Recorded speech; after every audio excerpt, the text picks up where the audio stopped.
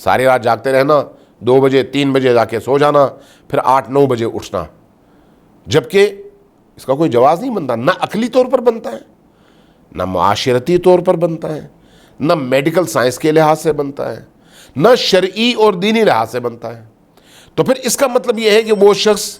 اپنی نماز کے اوقات کو اہمیت نہیں دے رہا۔ نماز کا قضا ہونا اگرچہ وہ جو شخص ارادتاً نہیں کرتا اس کے لیے وبال کا باعث نہیں ہے، لیکن یہ ایسے ہی ہے جیسے آپ مکہ جانا چاہ رہے تھے،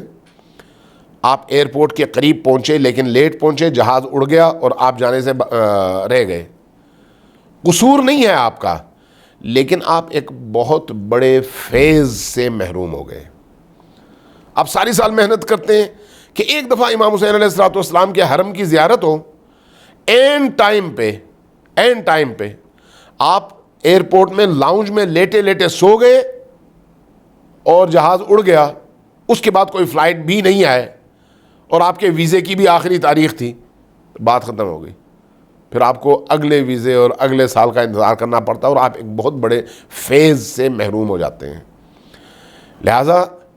نماز فجر کے حوالے سے جہاں ارادتاً ہے، یعنی ایسے کام جن کی وجہ سے نماز خود بخود چھوٹ جاتی ہے، تو وہ تو حرام ہے، لیکن جہاں پر غیر ارادی طور پر ہے وہاں پر گناہ نہیں ہے، لیکن انسان ایک بہت بڑے فیض سے، بہت بڑی دولت سے، بہت بڑے ثواب سے اور بہت بڑی فضیلت سے اپنے آپ کو محروم کر لیتا ہے، اور اس کا احساس اس کو مرنے کے بعد ہوگا کہ ایک نماز کے قضا ہونے کا کتنا بڑا نقصان اس نے کیا ہے۔